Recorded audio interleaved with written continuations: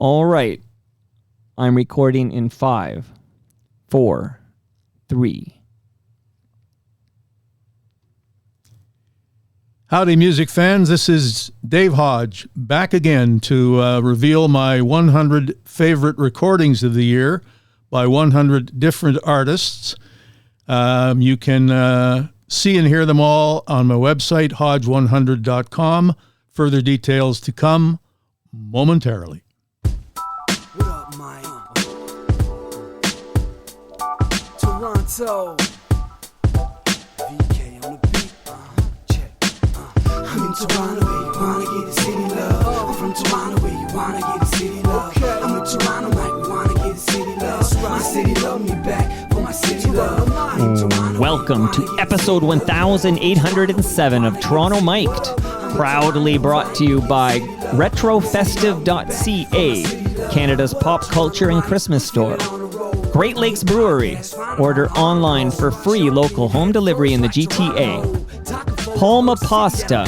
Enjoy the taste of fresh, homemade Italian pasta and entrees from Palma Pasta in Mississauga and Oakville. Blue Sky Agency. Ask Doug Mills about how Silent delivers the space to focus, collaborate, and recharge. Nick Iones. He's the host of Building Toronto Skyline and Building Success, 2 podcasts you ought to listen to. Kindling. Go to shopkindling.ca for free 1-hour cannabis delivery. Recyclemyelectronics.ca. Committing to our planet's future means properly recycling our electronics of the past. And Ridley Funeral Home. Pillars of the community since 1921. Today, returning to Toronto Mic'd to unveil his 100 favorite songs of 2025, it's Dave Hodge. How are you, Dave? Very well, Mike. I should have said howdy, sports fans, too, because I'm guessing we'll have a little bit of a conversation about the past few months in Toronto and all that the World Series meant to so many people here and across the country. I'm not planting the questions for you, but there's that. There's our history here. 8 years of doing this, yes. All available at hodge100.com, thanks to the tireless work of Tyler Campbell, whom I will thank now and in the middle of the show and at the end of the show. And I'm really honored to have it there and to be able to tell people that my music tastes can be viewed and criticized. And believe me, I get some of that. Too narrow. And I say, these are my favorite songs. Right. They don't need to be yours, but give them a listen. They just might be. Anyway, World Series, or you take it from here. Oh, Mike, I'll take it from here, Mr. Hodge. I got to say, again, echo your sentiments. Tyler Campbell has his finger on the publish button. So hodge100.com it's up to date.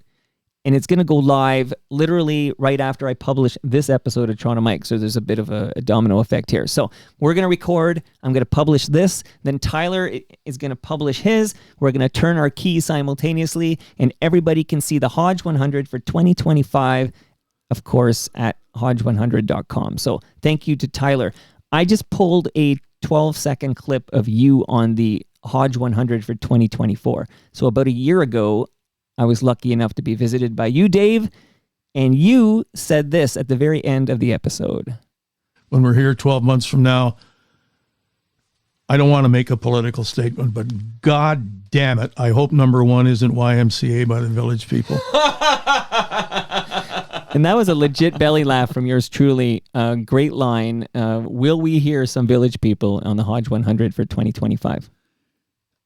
I didn't think things could get worse. But I wouldn't try to describe the past year in the United States of America with any piece of music, because that it disrespects even the Village People.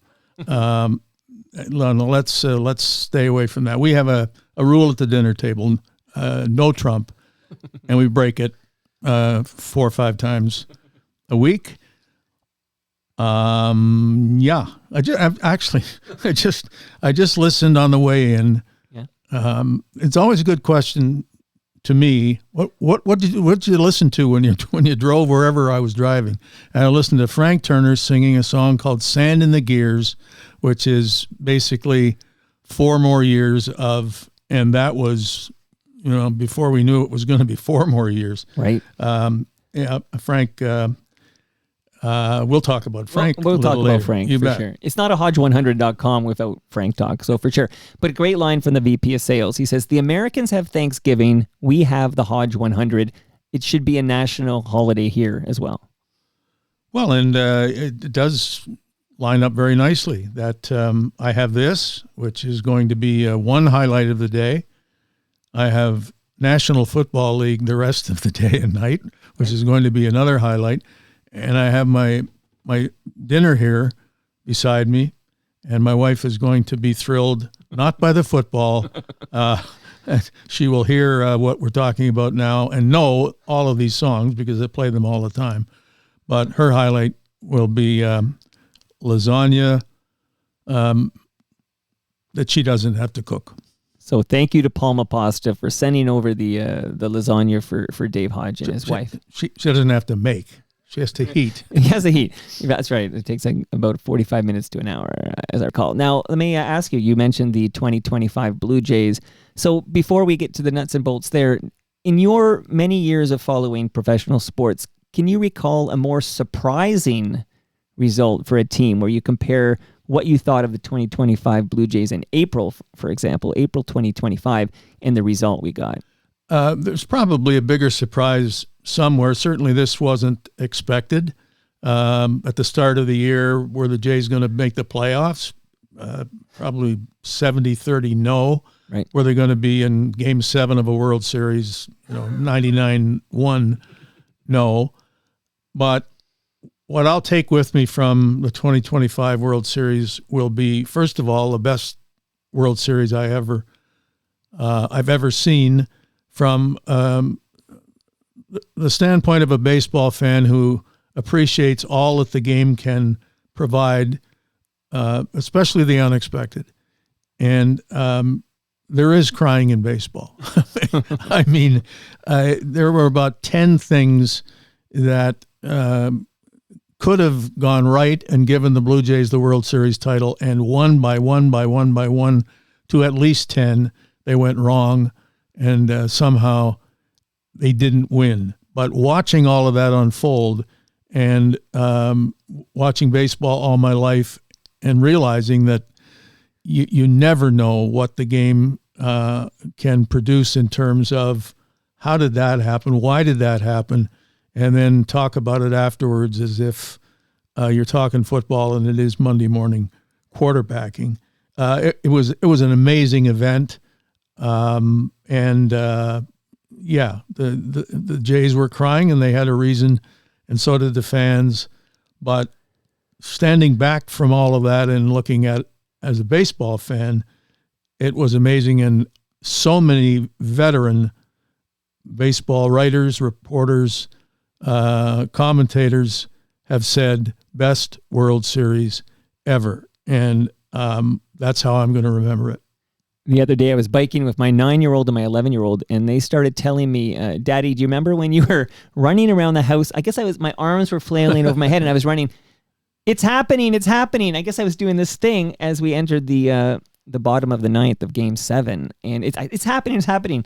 And they reminded me that was, like you said, what an entertaining series. So many moments that I look at, you're kind of haunted by moments, the force out at home, the Clement hit, so many moments of weird base running errors. Like, I don't think I've ever heard a good explanation for George Springer kind of getting caught walking to second. And there was a moment early in Game 7 where he got picked off, but he wasn't really trying to steal. It's like he got confused or something. Anyway, there were so many moments you can point at and say, how the heck did we not win the World Series in 2025? But what an entertaining ride. Well, it made history in lots of ways. I think the one that I'll remember most is that no World Series until now has ever ended with double plays, Game 6 and Game 7. Right. The double play Game 7 was, I guess, predictable with first and third and Kirk at the plate. If it's on the ground, there you go. The series is over. But the double play, obviously, that ended Game 6 was out of the blue.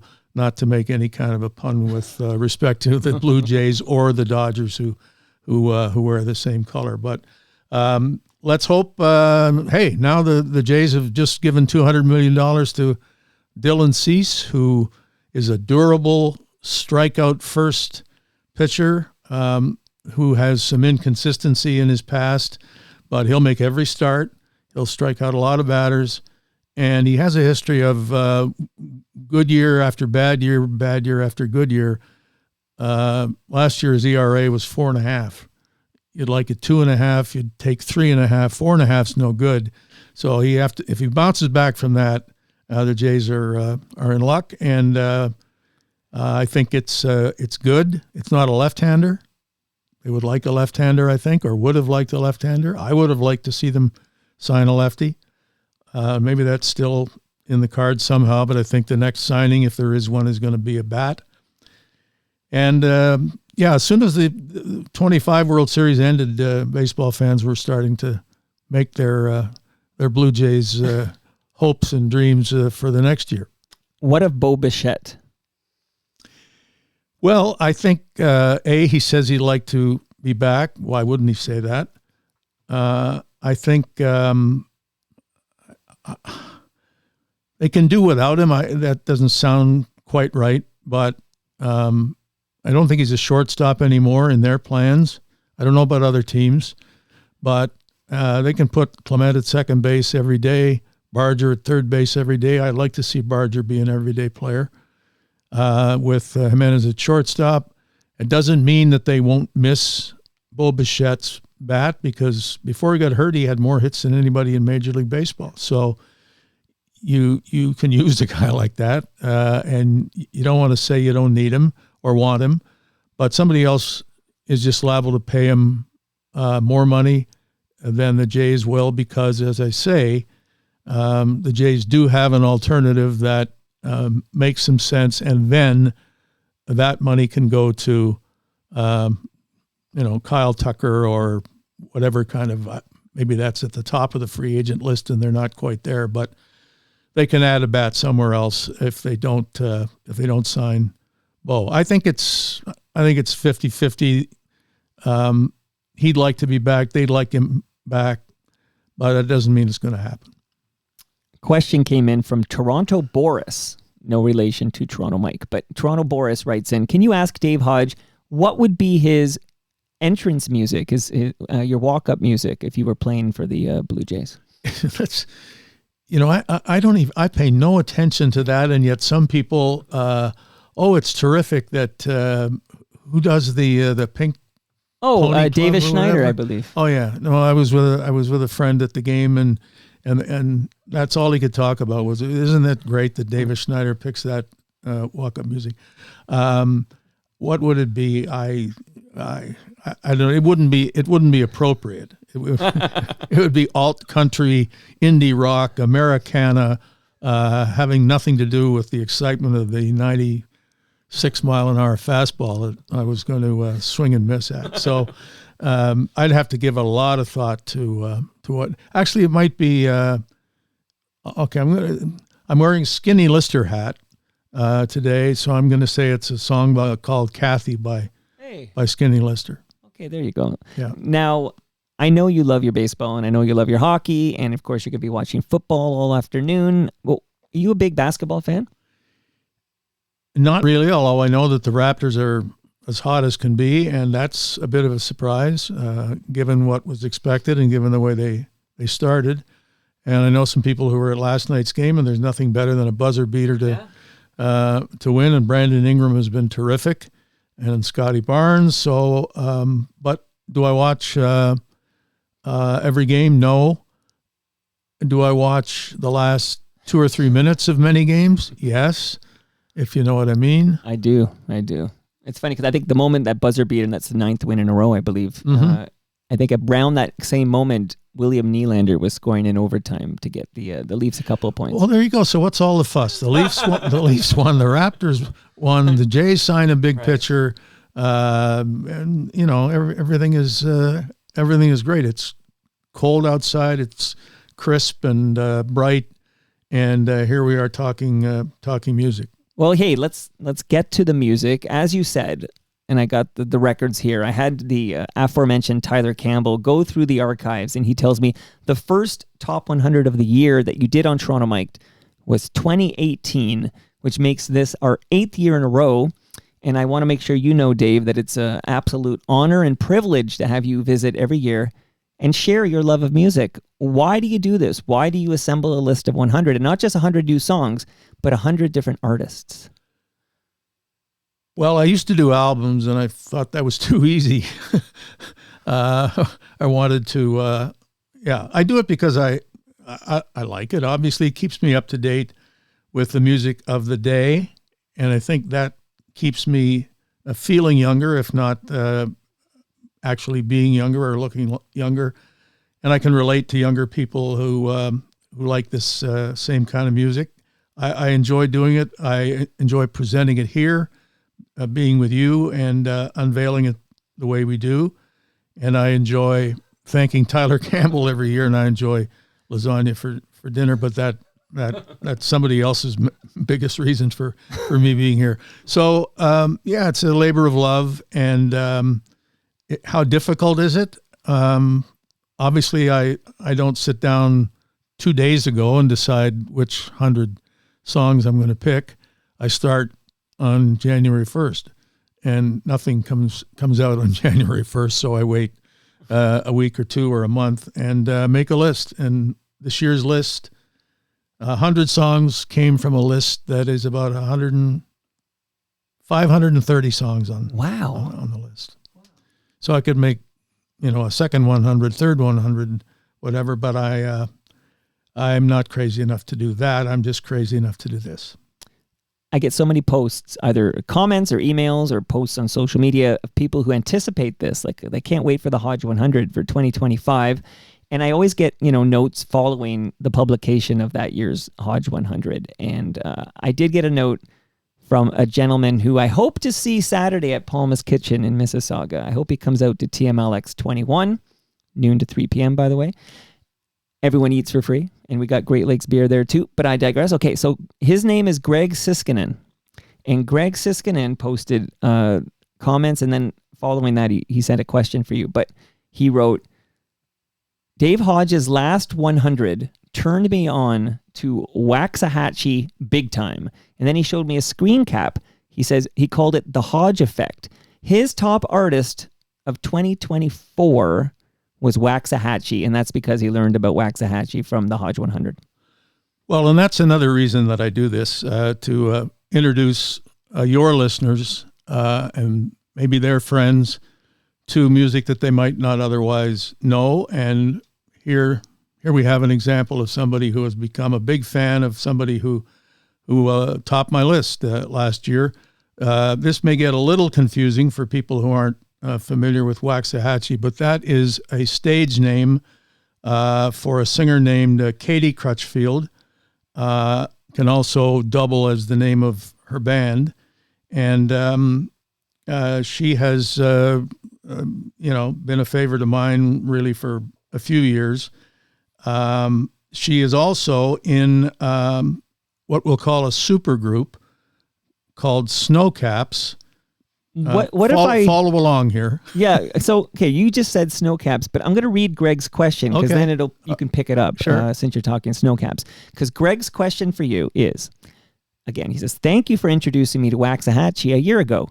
By far my most listened to artist of 2025. So I gave it credit for 2024, but apparently 2025, it's his most listened to artist as well. I'd love to hear your thoughts on the surprise Snowcaps album she recorded with her twin sister and MJ Lenderman and released on Halloween. Quite the combo of indie rock and Americana. Well, he's right up to date. Snowcaps, yes. Waxahachie plus twin sister Allison Crutchfield plus MJ Lenderman, indie rock. sensation for the last couple of years. And a song by Snowcaps happens to be in my top 10, and it's going to be the first song that we play here. Thank you very much for allowing this, Mike and Tyler. So let's play Doom by Snowcaps with Waxahachie Katie Crutchfield on lead vocals. Doom by Snowcaps is number 9 on my list. Maybe it's number 1 on Greg's list, and that's great. And back to Waxahachie for a minute to tell Greg, if he doesn't know, but it sounds like he probably does, that she has a Massey Hall date in 2026. It is April 25th, and she'll be there with the aforementioned MJ Lenderman. Hot ticket, tough ticket. They all are these days, but there you go. Now it's my turn. Oh, but I do have a note on that because I'm glad you mentioned it. We both took the same note. But Waxahachie and MJ Lenderman, they'll be performing solo sets and together. Yes. So you said hot ticket. You can bet on it. Will you be there? I certainly hope so. Nothing is certain when it's that far in advance, but I have my request in, shall we say, and I can't miss that. Basically, is the bottom line. Right. Now my turn for how the word and the notes can spread from here. Speaking of Massey Hall, there I was for the tribute to Neil Young on the occasion of his 80th birthday. And I'm going to have more to say about that. Fantastic show a little bit later. But beforehand, at the Neil Young show, I was approached and greeted with a handshake by a fan of Joel Plaskett, who thanked me and you for making him a fan of Joel. And there he was that night to hear Joel and his dad, Bill, perform, along with so many others. I'll get to that, but a little bit more about Joel, because I'd like to talk about my album of the year, having said I don't do albums anymore, but I do pick an album of the year in this case because it has produced 2 of the songs on this year's list. The album is called Songs from the Gang. It contains 22 Joel Plaskett songs, none of which is sung by Joel on this record. Over a year in the secret making, Songs from the Gang was a surprise, and a big surprise, believe me, birthday gift for Joel from his longtime manager, Sherry Jones, and all of the contributing artists, and furthermore, really an unexpected treat for his fans. So one song from the Gang on the list is by Alan Doyle, who visited earlier in the week. Yes. And isn't that nice? I listened to that. The song Hey Moon, a campfire song, you will not hear here, but you did hear a couple days ago if you were listening. The other song from that album is number 8 on my list, and I think we should listen to Joel Plaskett's Come On Teacher as performed by Arkells.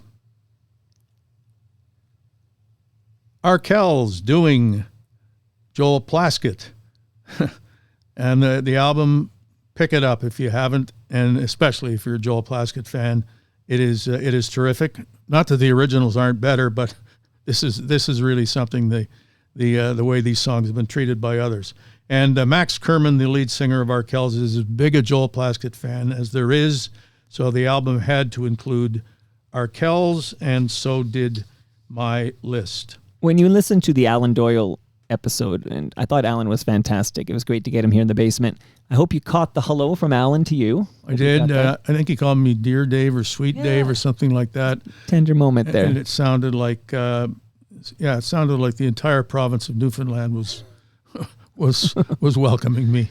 And of course, he gave quite a bit of detail regarding, because I played the song and I mentioned it will be on your the Hodge 100 for 2025. But I thought he gave some great, detail on the song, and I'm glad that you sent me the list ahead of time so I could ask Alan about it. Well, you must see the video, which he talked about. They did it in Hubbard's, Nova Scotia, which I didn't know until I heard it here, and sat around a campfire because the real name of the song is Hey Moon, in brackets, a campfire song, and it is a perfect song to sing around a campfire, and that's what they did. to record. So YouTube video, Alan Doyle, Hey Moon, whatever. And you'll watch it a few times because it's for the song and for the way they treat it on the video. Now, when you listened to that song the first time and you heard the crackle of the fire, didn't you, like, I assume they add that in post? Like, this is a sound Well, I'd effect? seen that. Okay. Pretty soon I'd seen the video. So, Okay. but I didn't know all of the details until I heard them here. So, great that we have Alan on the list and we have Arkells doing Joel Plaskett. I also have Eddie Vedder on the list. Does that surprise you at all? I think this man could sing the phone book, and I would thoroughly enjoy it. And I'm glad to see Eddie Vedder on your playlist. Well, I do it for you, and I do it for me. It was a little hard to find. First of all, Pearl Jam, nothing. I think there was a soundtrack to The Last of Us or something like that I didn't think qualified.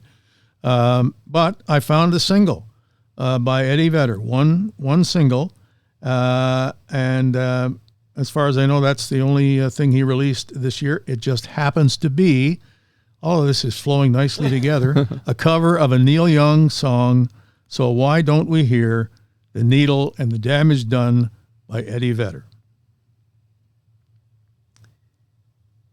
So at the Neil Young 80th birthday party at Massey Hall, that song was given to Serena Ryder, who captivated the audience with her rendition. And that night, as I've told you, Mike, ranks with some of the most memorable Massey Hall shows of all time, in addition to, and a list is coming here, to Joel Plaskett and Serena Ryder.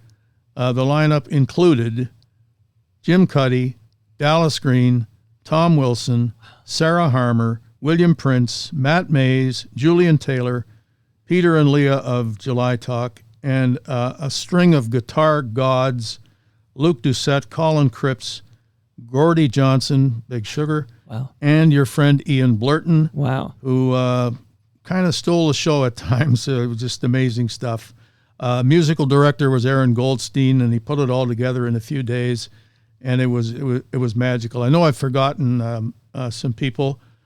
For one at least, on purpose, because I want to lead to Kathleen Edwards, who sang my favorite Neil Young song that night, Powderfinger, and she has had quite the year, completing her collection of covers and then releasing the Jason Isbell-produced album, Billionaire, from which comes number 3 on my list. Here's Kathleen with When the Truth Comes Out. That is Kathleen Edwards, my friend of 20 years, better than ever, and it does not hurt to have Jason Isbell in the studio. Jason himself is on the list with Foxes in the Snow, title track of his solo acoustic album, so he was and is always busy. When I finished the list, Mike, I realized I was listening to a lot of music from the UK this year, not quite Beatles-style invasion, but I counted 15 songs by Brits. Thankfully, my Canadian list was larger, but the British wave did put 2 songs in my top 10, as if you couldn't guess. Skinny Lister as one of them. It's number 10, Song from the Yonder, and a very interesting song by Frank Turner that I'll talk about after we hear it is number 6, Cleopatra in Brooklyn. Frank Turner wrote that music when he was a kid, a teenager, barely, 13 years old. But when it came to the lyrics, he really struggled. He said they made him cringe, so he tried again. He settled for a finished product that never really satisfied him, and the song made it on a B-Sides and Rarities release long after. But and I'm sure a lot of other people liked it a lot, and at least twice I asked him to sing it, and he politely declined. He said, I don't do that. It's not one of my favorite songs. One of the times was in Brooklyn, and I thought, this is pretty cool. I'll ask for Cleopatra in Brooklyn, and he gave me a glass of whiskey and said, that's the best I can do this before the show. And then one night at the Phoenix here, Toronto, I had a gift for him, and I said, we've got to pay for this a little bit by taking a request. What is it? Cleopatra in Brooklyn. Well, he wanted the gift. He tried it. Politely, I will say it didn't go so well. But here it is on his latest album, which is called The Next 10 Years, which is another bunch of rarities and B-sides, I must say, but re-released Cleopatra in Brooklyn, still great for me and always will be, and I hope those who just heard it realize that it should be heard by more, and Frank Turner may never know that or believe that, but his fans, I think, love to hear the song. Those I talk to anyway. You go to the movies a lot? Not very often at all, no. I doubled my total of the last 10 years this year by seeing A Complete Unknown with Timothy Chalamet as Bob Dylan, and then Deliver Me From Nowhere, Jeremy Allen White as Bruce Springsteen. Have you seen one or both? I have seen the Bob Dylan biopic, absolutely, yes. And I thoroughly enjoyed it. What did you think? Loved it. I own it. I've seen it more than once. Bob Dylan is number one and always will be on my list from the time I really started to collect in a serious way. And I don't know that I have missed anything that has come out. I mean, there have been so many bootlegs, I'm sure. Right. But this latest release, not really connected to the movie, was 8 compact discs that that chronicle Bob Dylan from 1956 to 1963. So you see how he developed from 56, which was pretty raw, to 63, which had him on his way, and there really was where the movie picks up. So that was great, and I had to buy that for myself. I still have a machine that'll play a compact disc, and so do you. I do. And the Springsteen movie is different. Mixed reviews. I didn't enjoy it as much, but I'm glad I saw it.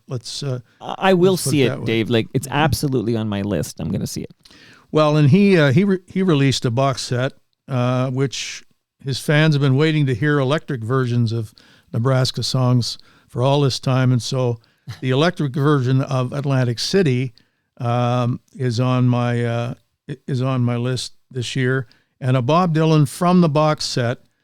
The song is called "Lay Down Your Weary Tune," which he sang at his 1963 Carnegie Hall concert, and apparently for the first and only time live. Never again sung live. So the recording is really special, and so is the song. So a lot of listening in the Dylan set and Springsteen. I'm glad we had a chance to. Did you have popcorn at the movies? Listen, the only time I get to the movies now is because the kids want to see something like Wicked, for example, and it always, you go big or go home. If you're going to be there once a year, get the popcorn. Good. I resisted, but good for you. But it's a whole new experience when you haven't been to the movies in all those years, and reserved seats, really? Yeah. Okay, I'll reserve my seat. I didn't need to. It was a noon screening, so me and my wife and a few other Bob Dylan fans of a certain age, shall we say, and so that was great. But then you get there and you see, wait, I just want a popcorn and a drink. What do you mean it's $30? Right? That wasn't the reason I didn't have it. No, I was right. I was disciplined for other reasons. Another highlight for me this year was spending time on a few occasions with Gary Louris, the lead singer, one of my all-time favorite bands, the Jayhawks. I had the privilege of spending part of an afternoon at a recording session for the next Jayhawks album, and it was not just at any studio, but rather that of the legendary Bob Ezrin. Wow. And you know what follows, all of the credits that go to Bob Ezrin. Well, hit the big ones, right? It's Pink Floyd. You got Alice Cooper in there. Who else you got? I know Kiss. he's a Kiss, of course. Well, and Pink Floyd, not just any Pink Floyd, but The Wall. Right. And to watch Bob work and to watch Gary work with him and lay down some vocals for the next Jayhawks album was really a treat for me. Bob actually did produce what some may call the Jayhawks' best work 25 years ago, I think at least, the album called Smile. So they worked together before. Gary released a solo album this year, and number 4 on my list is from it. Let's call the title appropriate, Getting Older, and let's hear Getting Older by Gary Louris. That was Gary Louris with number 4. We have heard Kathleen Edwards at number 3, and now if I count right, we have 2 and then 1. Mike, I'm going to ask you and all the listeners to spend a little more than 9 minutes with number 2. It is quite something by a group called Ryan Davis and the Roadhouse Band, and that sounds like one of many bands that you've seen and heard. Roadhouse Band doesn't sound like it is anything big, but this band, based in Jeffersonville, Indiana, showed up on many, many reviewers' lists this year. I mean, getting 4 and 4.5 and 5 stars, and obviously high on my list. The song was a big part of the reason. So dig into it as we play New Threats from the Soul by Ryan Davis and the Roadhouse Band. So there you have all 9 minutes and 21 seconds of New Threats from the Soul by Ryan Davis and the Roadhouse Band. I'm going to call it my discovery of the year. Listen to the album because they're not all 9 minutes long, but inventive stuff from what these guys and girls do. So what beats it, you say? It's a singer who now has the distinction, drum roll please, of being the only one to be number 1 on this list for a second time. Wow. In 2020, Rustin Kelly was number 1 with a song called Radio Cloud, and he has number 1 in 2025 with Waiting to Love You. I spent some time with Rustin Kelly after his show at the Horseshoe Tavern, and I predicted that someday this song will be his most requested song, and that's a tall order. I admitted to him it's early, but we'll see. I first saw him at a midnight show in Punta Cana, Dominican Republic, solo acoustic, and that way was great. The next time too at the Horseshoe, but this time it was full band, and Waiting to Love You is really powerful. That Way, great song. Anyway, here is the recorded version of my number 1 song, Waiting to Love You by Rustin Kelly. Okay, that's it. We have played only a few of this year's Top 100, all of which are available at hodge100.com.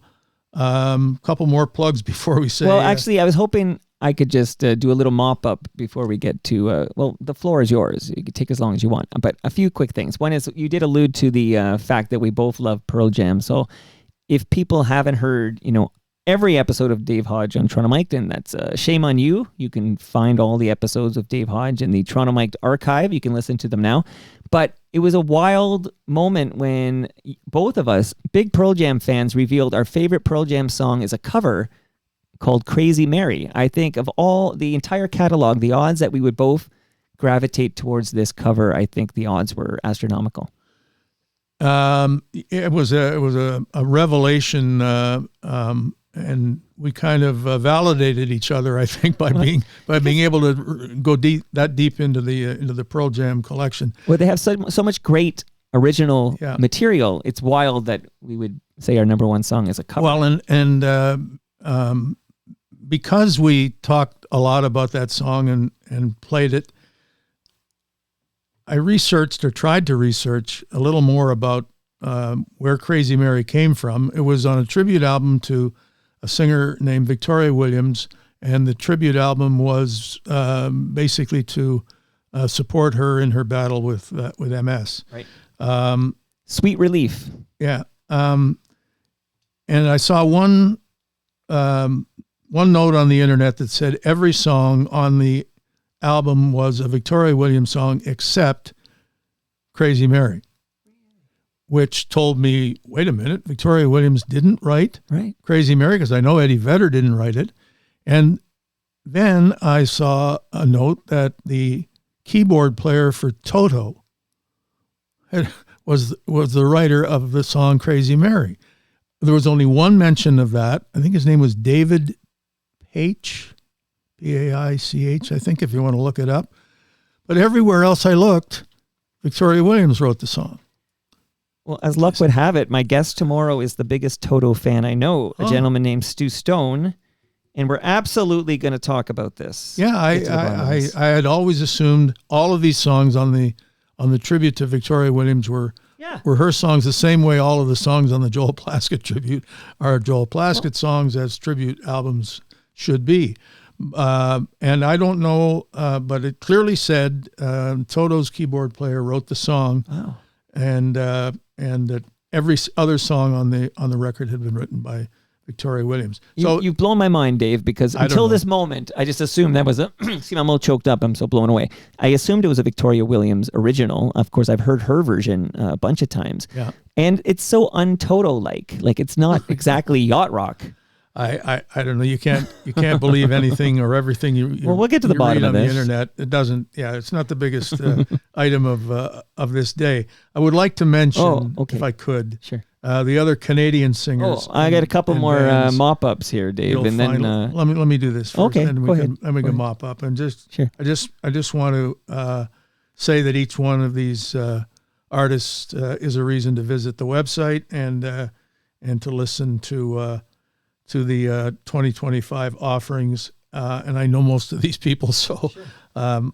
I want to thank them for being on the list, for doing what they do, and for appearing with me, many of them, including Basha Bulat, Ron Sexsmith, Tara Lightfoot, William Prince, Adam Baldwin, Great Lake Swimmers, Royal Wood, Altameda, Mariel Buckley, O.C. Elliott, the Headstones, Danko Jones, the Trues, the Barr Brothers. I think it was a great year in music in Canada and everywhere. I can't remember a bad one, though, so the mop is yours. I'm going to see the Headstones next Friday, so looking forward to that, seeing the Headstones with Finger 11. And, geez, Mike, another great band will come to me later, but I do want to shout out my oldest son, James, who has been going through the Pearl Jam catalog because he knows I'm a big fan, and he texts me in real time. He'll text me these observations, and just this morning he was telling me there was a song, and he said, Stone Gossard's amazing on this song. I'm like, tell me something I don't know. Thank you. But I love the fact my oldest is discovering Pearl Jam. And you talked about the Kathleen Edwards song, When the Truth Comes Out, and I love Kathleen Edwards, but I would like to tell you and the listenership that earlier this year, I was visited by Colin Cripps, and he was absolutely amazing in his Toronto Mike debut. And we covered a lot of ground, including the work he's done with Kathleen Edwards, who he was married to for several years. So I just put this on your list if you're looking for something to listen to, Dave. Colin Cripps on Toronto Mike is must listen. I wish I'd known, but I saw Colin a couple of weeks ago at a Blue Rodeo show, and he is as dear a friend as Kathleen, because I met them both at the same time 20 years ago. I have a Headstones, Sure. but I have an admission as well. Yeah. Do you know the name of the lead guitarist? No, I can't remember at this moment. Who is it? I don't. I have a mental block. But if you're at a show and you're talking, Trent Carr. Say hi to him. Okay, that's it. Trent Carr. And I feel terrible. I can't remember the other band I'm seeing. Oh, okay. So it's funny. The headliners I forgot. How does that figure? So I'm going to see Headstones, Finger 11, who were just here, Finger 11. So it was great to talk to those guys. But also headlining this is the Tea Party. So it's going to be a loud event at the new venue up near Woodbine there. But we did talk Bob Ezrin, and just because I know he's listening and I hope to see him Saturday, my good friend Blair Packham, I'd be remiss if I didn't mention that Bob Ezrin plays a huge role in recording early demos for the Jitters, which is Blair Packham's band. And, I've had many a great conversation with Blair about the legend that is Bob Ezrin. And I'm wondering, was this your first time watching somebody in the studio record? Was this your first experience for you, Dave? No, I watched Arkells one whole day way back when. Amazing. And even further back, yeah, when I lived in Vancouver, Loverboy. I watched a whole day That's cool. of Loverboy. It's you sit there and there's not anything for you to do other than listen to take after take after take after take. But at one point, I turned to Bob and said, I think they were all good. And he gave me a look that you don't know what you're talking about. You got the Ezrin.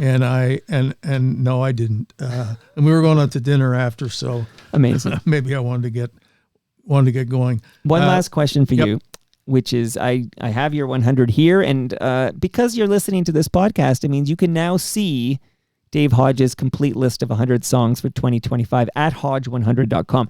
That is now live, but I couldn't help but notice there is neither goose nor geese on your list. There were a few people predicting you would have some geese or some goose or both. I said I have a large list of 500 and some albums / songs that I choose from. Goose was on the list. Geese is just a little too out there for me. Right. But I considered it. And Goose is nice and softer. Right. I love the predictions though. That's somebody thought it might be number one, great. Geese. Well, unless I'm getting my geese and my goose mixed up. No. I think Greg Siskinen onto Waxahachie is. I think that sort of cements the reason for this in my mind, that somebody out there can hear a number one song from 2024, make it their number one artist for the following year, and take the time to write and say that. So thank him for that. I will. And tell him try real hard to get to Massey Hall in April, because it'll be a fantastic show. Speaking of one last little tidbit, but on YouTube you can find rather easily Waxahachie covering Kathleen Edwards' 6 o'clock news from way back when. So I mentioned that to Kathleen, and she said, "Yeah, it was a great song," and it's a great rendition by Waxahachie. So we started with Katie Crutchfield, and we're ending with Waxahachie, same person. Mike, you're great. I can't end this year the way I ended last year. Creatively, I just please goodness put that country back together again.